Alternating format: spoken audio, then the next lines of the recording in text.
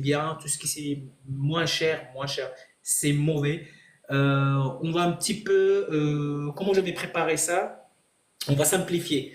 Bonjour à tout le monde, salam, j'espère que vous allez. Oui, j'espère, je suis très très bien, je vous remercie. Désolé, je ne peux pas répondre parce que c'est vraiment moi souvent je réponds à tout le monde.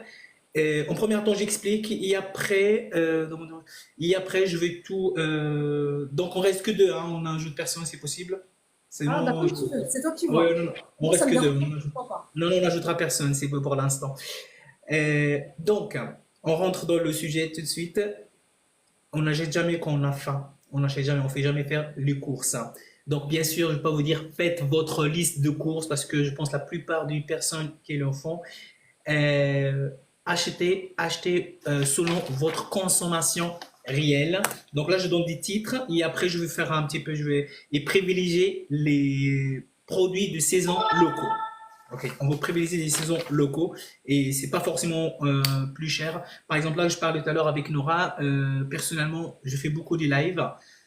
Mélia, bien, bonjour. J'ai fait beaucoup de lives, énormément de lives et donc j'utilise beaucoup des matières d'œuvre, beaucoup de produits et ça me coûte moins cher et c'est meilleur et c'est bio. Je vais chez le maraîcher en fait, c'est quelqu'un en fait qui a des produits locaux et que tu rentres, tu prends ta salade, tu prends les, je sais pas, les tomates et tout ça et ça te coûte moins cher parce que ce que tu payes pas la main d'œuvre, c'est ça que ça coûte cher.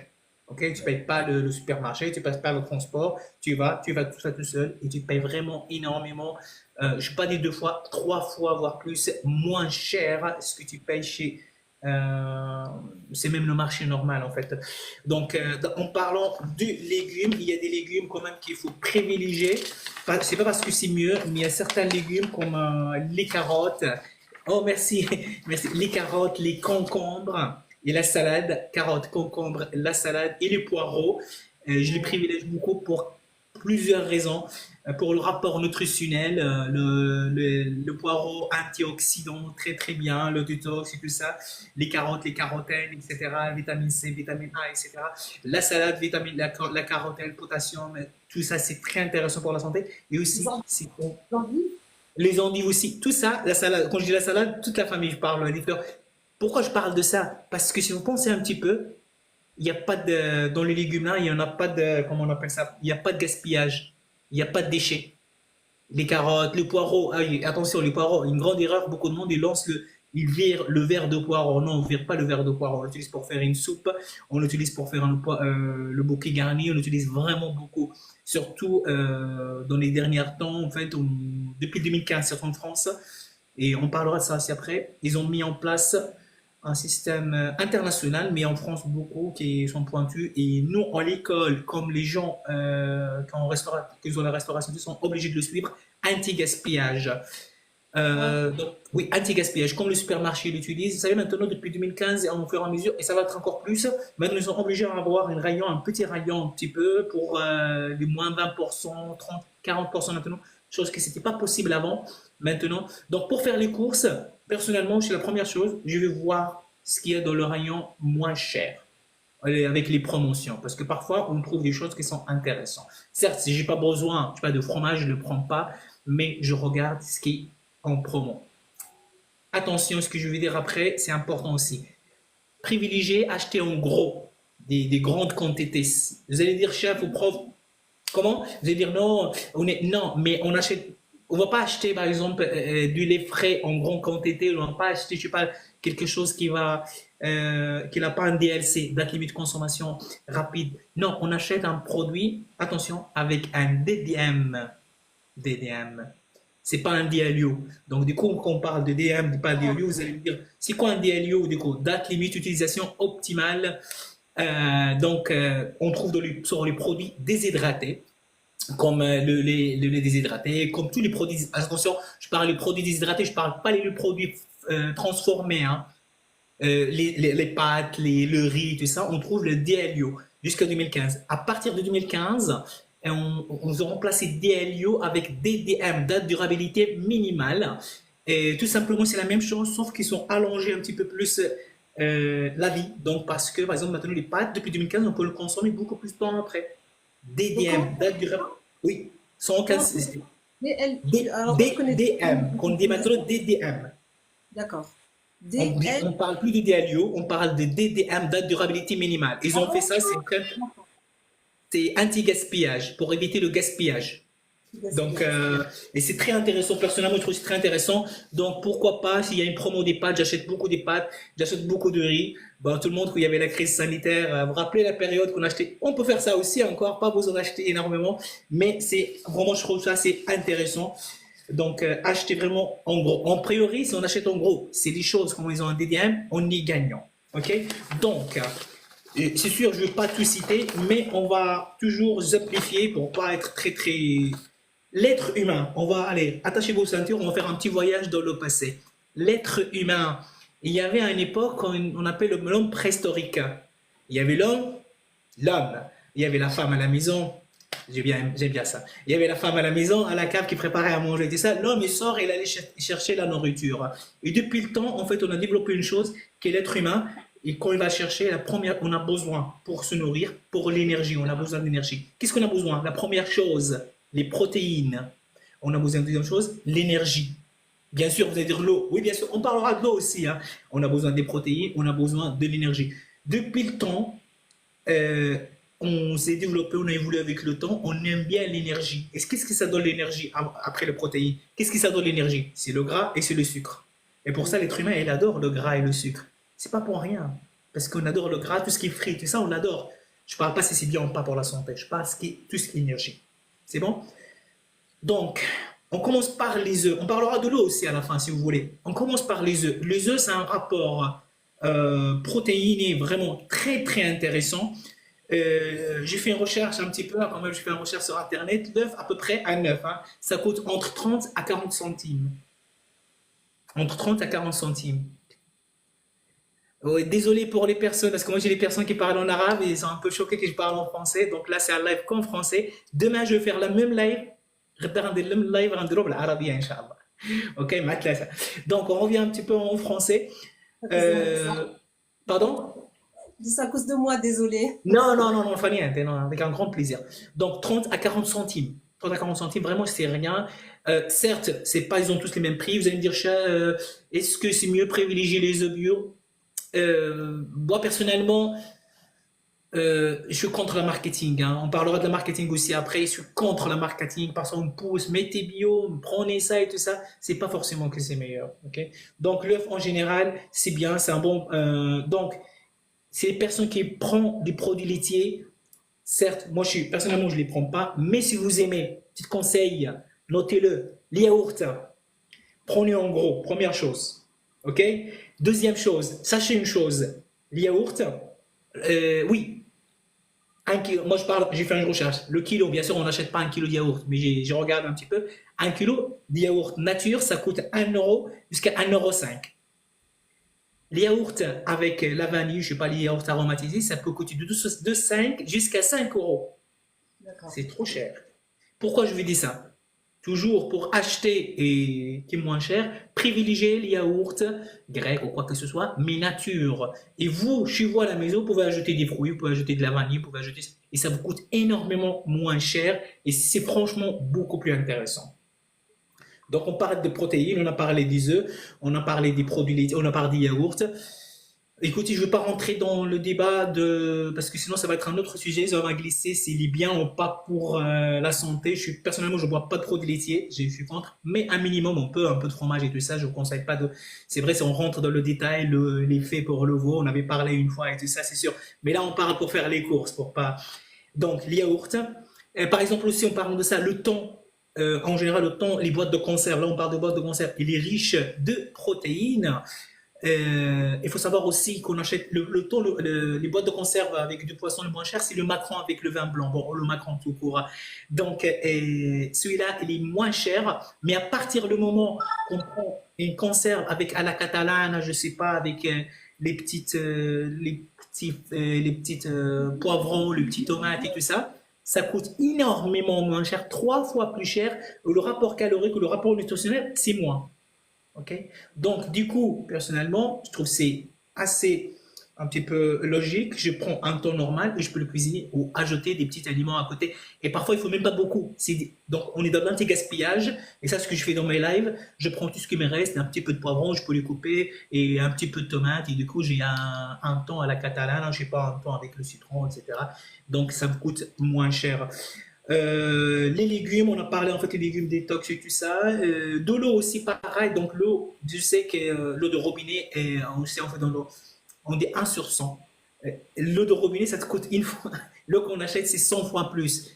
Donc si on n'a pas le choix, bien sûr, si l'eau vraiment il n'est pas bon, on prend de l'eau de robinet. Mais si vraiment vous avez besoin, il y a des lots que ça coûte aussi moins cher et sont bien aussi. Donc, Et attendez juste. par Je t'écoute. rapport à l'eau, une fois j'avais vu un reportage comme quoi il était dit, c'était des médecins qui en parlaient, parce qu'il y a il y a certaines eaux de source, l'eau de montagne, l'eau minérale, etc. Et il y en a qui sont riches en calcium, il y en a qui sont riches en minéraux, et qu'il fallait pas toujours garder, acheter la même eau, mais qu'il fallait diversifier en fait. Est-ce que c'est vrai Diversifié. ça? Faut Oui, c'est changer? sûr. C'est sûr, ça dépend la période, ça dépend les besoins, tout à fait. Tout à fait. Oui, oui, c'est sûr et certain. Il y avait une étude. Attention, parce qu'on peut tout parler, mais il faut voir l'étude si elle est faite vraiment, elle est basée sur quelque chose de. Oui, effectivement, il faut changer un petit peu. Après, comme on dit, c'est la règle. Parfois, on ne peut pas. Parfois, on ne pourra pas. Donc, l'eau de robinet, c'est très bien aussi. À la limite, s'il y a trop de calcaire, vous le faites bouillir, vous faites refroidir, c'est très très bien ici. OK? Une autre chose, donc on a parlé des produits laitiers, yaourts, on a parlé des œufs, on a parlé des légumes. Et après, on reparlera encore. Et légumineuses, c'est un rapport nutritionnel bien riche des protéines. Et légumineuses, les lentilles en général sont les moins chères. Après, on parlera des boîtes de conserve aussi. Les lentilles, normalement, ça coûte le kilo, ça coûte 1,50, à peu près 3 euros le max. Je parle le kilo. Attention, une autre chose, quand vous faites vos courses, il faut regarder une chose très très importante, il faut regarder le prix au kilo. Il ne faut pas regarder que le prix parce que parfois on dit ah celui-là il est moins cher, on prend deux trucs, ah il est moins cher. Eh bien attention, celui-là il y a 400 grammes, celui-là il y a 500 grammes. Attention. Donc regardez le prix au kilo parce que parfois le marketing il joue avec ce truc-là. Donc il faut bien regarder. Et après j'ai une autre chose, le packaging. Ça c'est vraiment une erreur qu'on entend assez régulièrement. Parfois on achète un produit plus cher seulement pour le packaging. Donc les légumineuses, les lentilles, on considère que c'est bien riche, bien sûr, de fer, vous le savez très très bien. Bien sûr, pour l'intestin et tout ça, c'est très très important. Il y a des protéines, des deuxième choix, mais c'est des protéines pour les personnes surtout qui sont végétariens, qui ne mangent pas de viande. Le prix, ça coûte 2,50 au kilo. Donc ça veut dire 2,50. Et normalement, on dit pour une personne, une portion, c'est 60 grammes. 60 grammes, attention, à cru, à sec, quand liquide, il va jusqu'à 180 grammes à peu près. Et si tu fais un peu le calcul, ça va te coûter 15 centimes la portion. C'est rien, 15 centimes la portion. Je parle que de. Après, tu ajoutes 2-3 légumes et tout. Certes, je vais me dire, cher, on n'est pas là pour en train de calculer 15 centimes, mais bon, 15 centimes aujourd'hui, 15 centimes demain, c'est quand même quelque chose qu'il faut prendre en considération, surtout si la famille est nombreuse, Allah يبارك.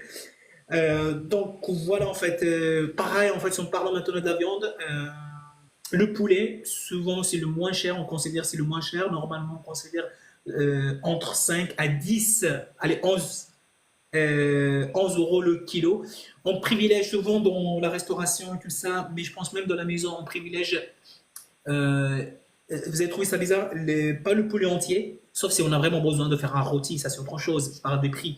On privilège des ossets, on parle le blanc de poulet tout seul, les cuisses. Ça nous coûte un peu moins cher, relativement moins cher par rapport à prendre le poulet entier parce qu'il y a beaucoup de déchets, sauf si on arrive bien à optimiser. Et dernière chose, il faut bien optimiser vraiment les déchets. Il faut bien optimiser les déchets. Et ça, par contre, je fais assez régulièrement, quasiment dans tous mes lives, je parle de l'anti-gaspillage. C'est obligé. Dans ma cuisine, dans l'école, avec mes élèves, nous sommes obligés d'optimiser le produit jusqu'à la fin.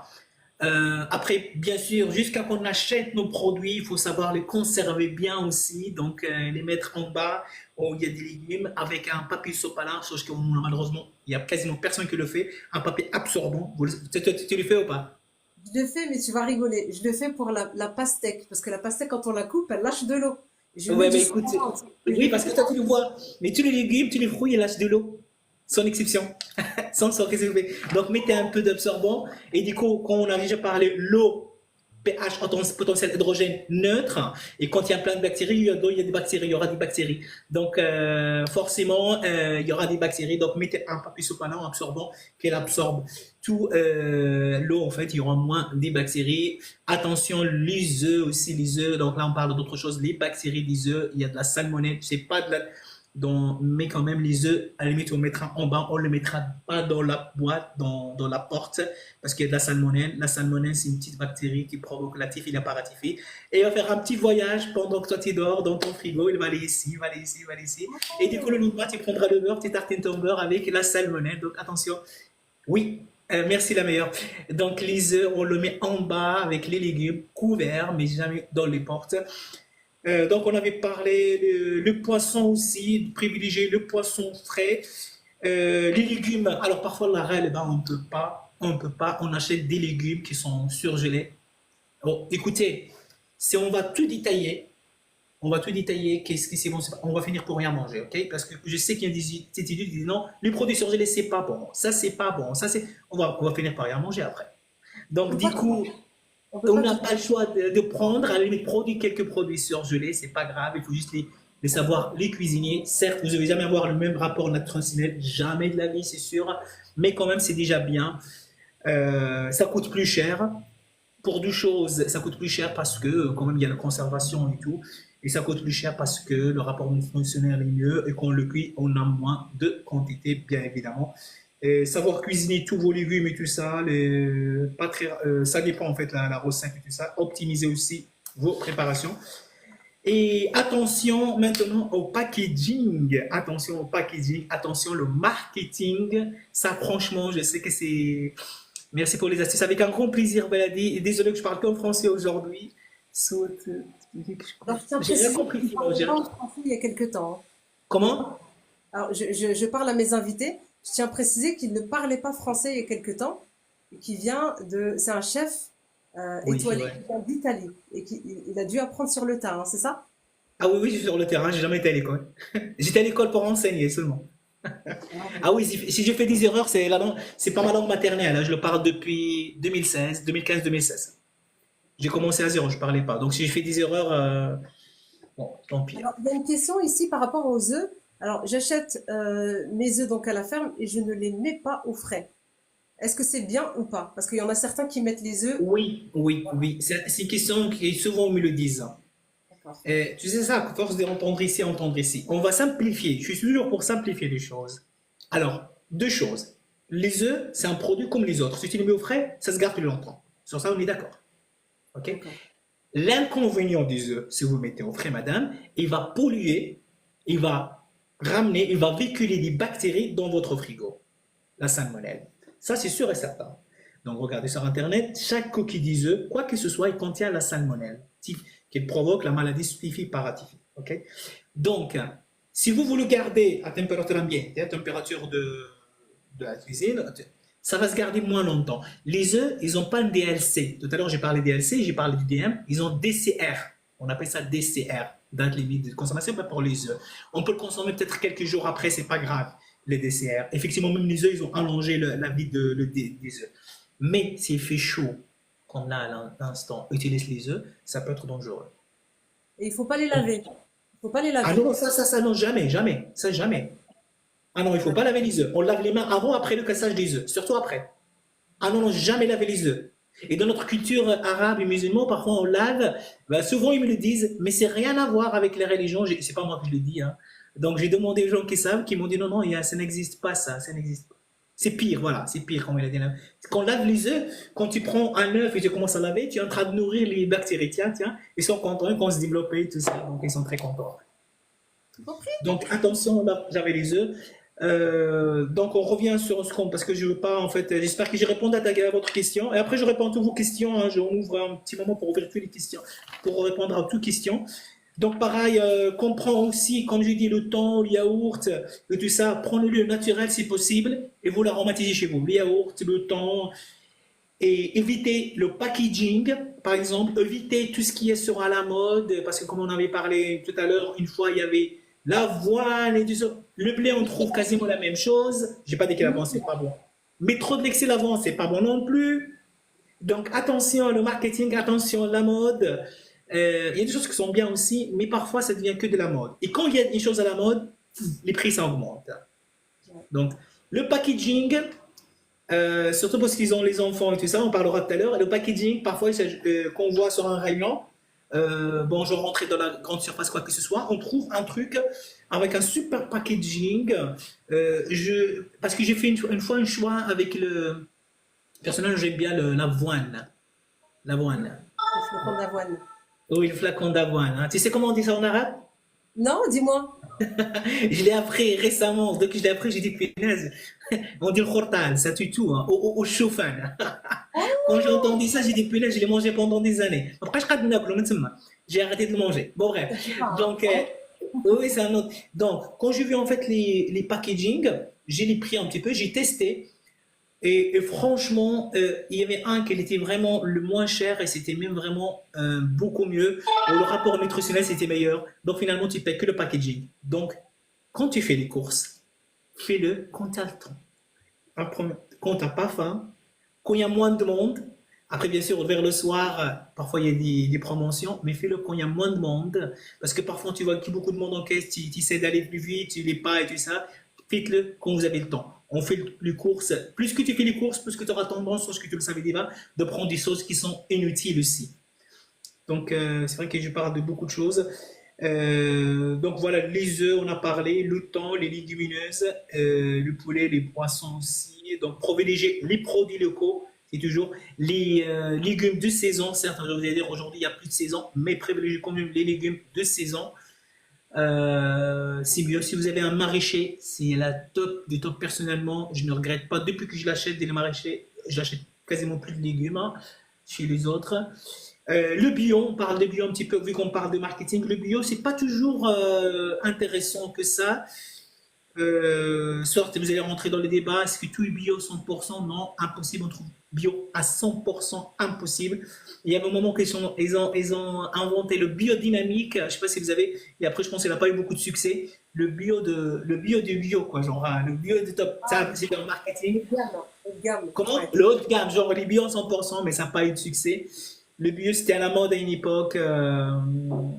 Donc, moi, par les agrumes, il y a pas, par exemple, récemment, j'ai fait, d'ailleurs, je parlerai de ça aussi, j'ai fait une confiture chez Maison, je dis merci pour tout. Merci à toi, Simon, avec un grand plaisir.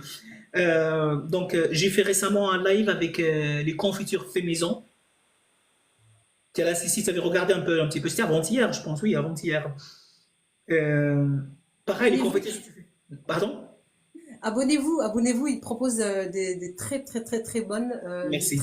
il donne Mais des pareil, conseils. mes abonnés, vous abonnez, en fait, elle a des lives très très intéressants. Et là, il parle pas, mais il connaît ces sujets très très bien.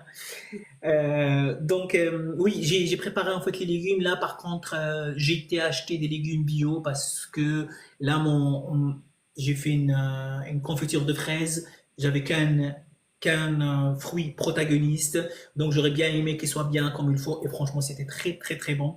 J'ai pas mis de sucre. Hein. Vite fait que je vous explique, j'ai mis la pectine. La pectine, on avait parlé hier, avant-hier, c'est très très bien pour le détox, pour équilibrer le LDL, le cholestérol mauvais, tout ça, équilibrer tout ça, pour le corps, pour la digestion, etc. La pectine, on trouve souvent, pourquoi je parle de ça, dans la peau je sais pas comment on appelle ça. Pour Ah, les fromages, non? non, non, comment on appelle ça? Et que ça ressemble aux pommes. On dirait une pomme, mais un peu, non? Ils vont me l'écrire, ils me l'ont écrit hier, mais je ne me rappelle pas le nom en français. Ça ressemble aux pommes, bref. Et il contient beaucoup de la peau, ça ressemble beaucoup aux pommes. Et dans les graines aussi, il contient beaucoup de pectine. Et celui-là, je l'utilise personnellement parce qu'il contient c'est un agent de liaison.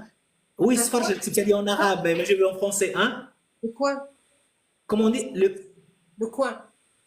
Ah, le coin, c'est facile, ok, c'est le coin. Le coin, voilà, la meilleure, c'est la meilleure. Le coin, il contient, c'est le premier, merci beaucoup, qu'il contient vraiment la pectine dans les pépins et dans la peau.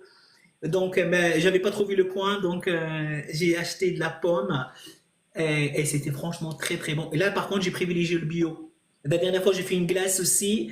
Donc, une glace avec que le produit laitier, donc j'ai acheté le bio. Mais pas systématiquement, j'achète le bio. Donc, éviter le gaspillage. Et finalement, après, j'ouvre un petit peu, je pense que tu seras d'accord avec moi, après, j'ouvre la porte pour les questions. Éviter les produits transformés. Parce qu'aujourd'hui, si on commence à parler, vous allez me dire, chef, j'ai lu ça, c'est pas bon. Je ne sais pas. Mais il faut voir s'il y a une étude qu'il a écrit noir sur blanc que c'est pas bon. À partir du moment qu'il n'y a pas une étude, c'est quoi une étude? Vous savez, c'est quoi une étude? Il faut une fois, deux, trois, quatre fois et confirme. C'est pas une théorie. Et c'est pas peut-être, ou c'est pas tel professeur, même s'il est connu. Une théorie, une expérience, deux expériences, trois, une réussite, pas. Ça, on appelle ça une étude. C'est bon? Donc, à partir du moment où il y a une étude, c'est bon. C'est prouver les produits transformés. Et je vous laisse aller regarder sur Internet, on trouve du tout.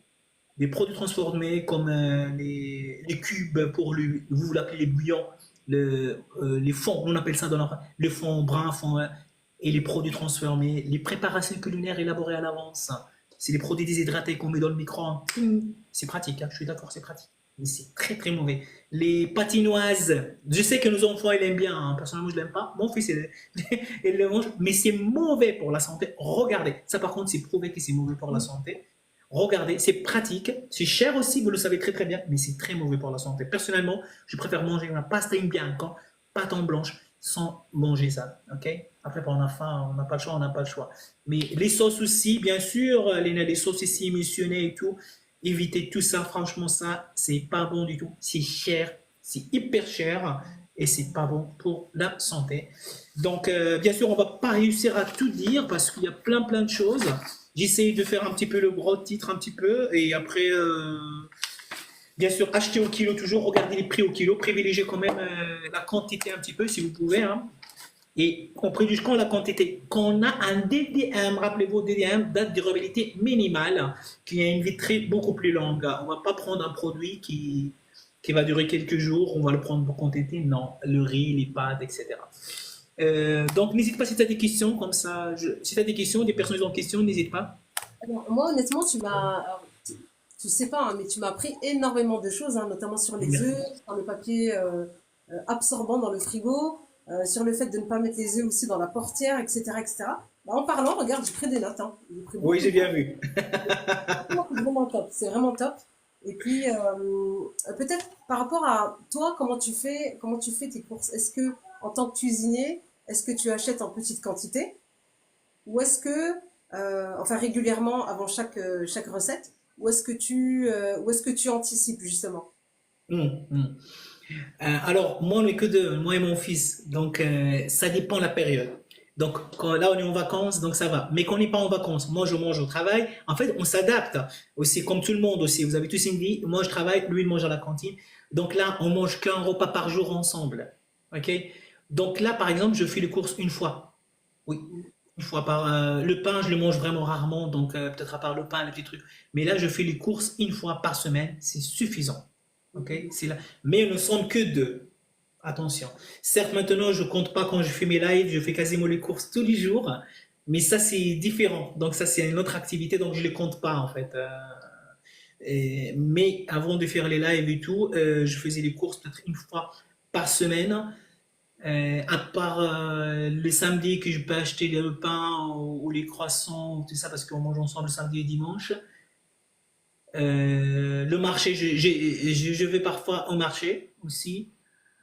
Après, je répète, hein, donc ce qui s'est fait en fait, c'est combien de personnes, la famille.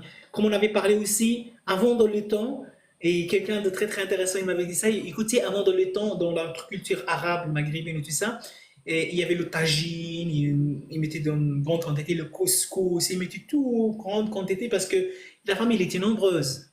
Ok? Il était nombreuse et tout le monde il vient et mange de la même assiette. Ok, donc il prenait peut-être une grande quantité. Mais aujourd'hui, ça a tout changé en fait. Aujourd'hui, on n'est plus comme chacun son assiette. Donc on évolue et c'est plus comme avant. Donc ça dépend de la culture aussi, ça dépend qu'est-ce qu'on mange, ça dépend de la famille, si elle est nombreuse ou pas. Comme j'ai dit tout à l'heure, j'ai pas de baguette magique. À la limite, si vous avez des questions spécifiques, je peux répondre ou je peux vous donner un coup de main.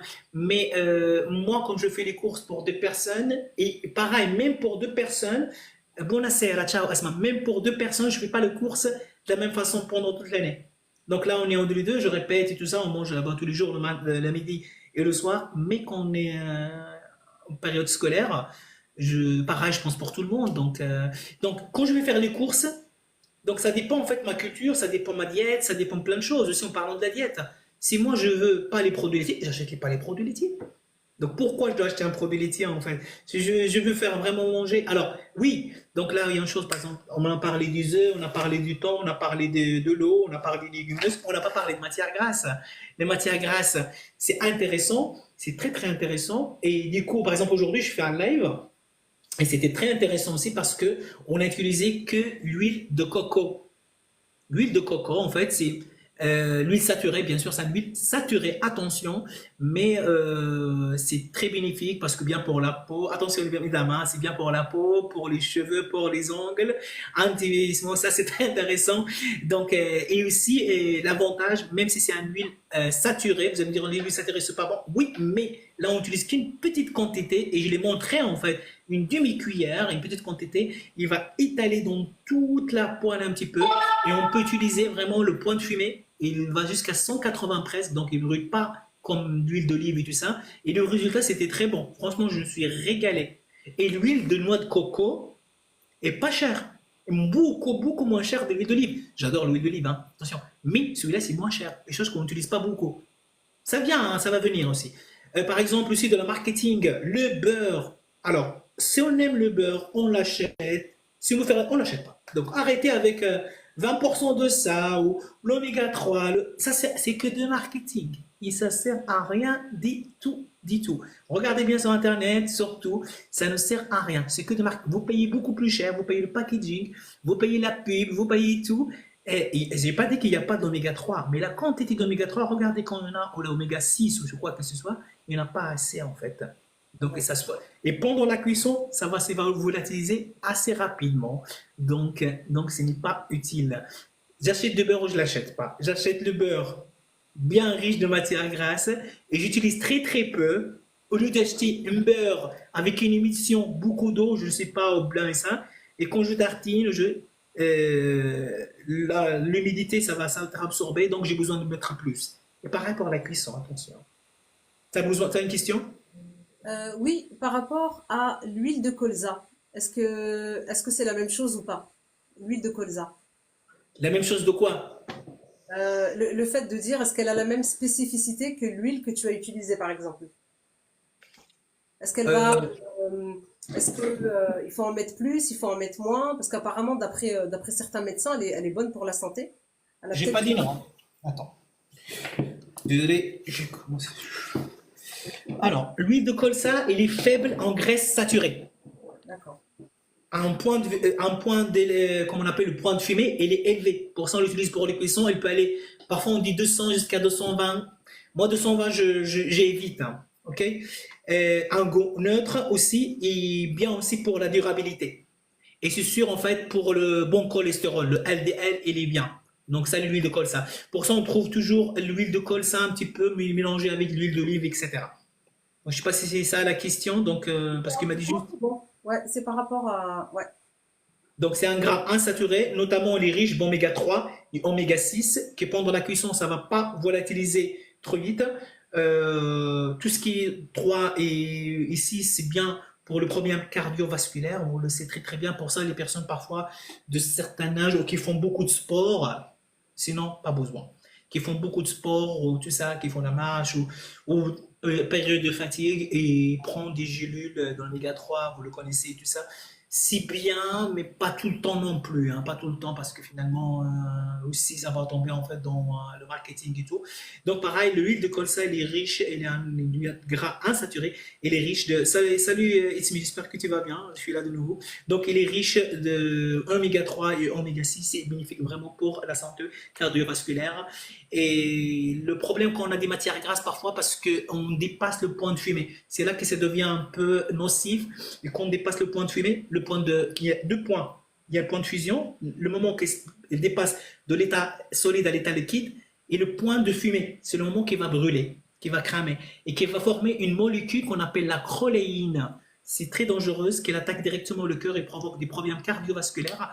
Voilà, savoir. J'avais fait un cours aussi, j'appelle ça du cours, sur les matières grasses. J'ai sorti toutes les matières grasses, on a parlé de toutes les matières grasses. C'était très très intéressant aussi.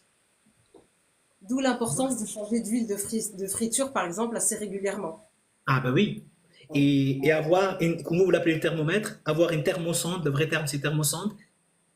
On Oui, trouve la thermosonde partout maintenant. Et comme ça, vous savez la température de friture entre 80. Vous dépassez après 200, ça va cramer. Et moins de 270, c'est pas friture. Quand on fait les frites ou quoi que ce soit, ça va plier après. Attention, on parle de ça. Évitez tous les huiles et les trucs là déformés. Je sais pas. En arabe, on appelle ça la zouk, je sais pas, un truc comme ça. Donc, évitez tout ça, c'est dangereux.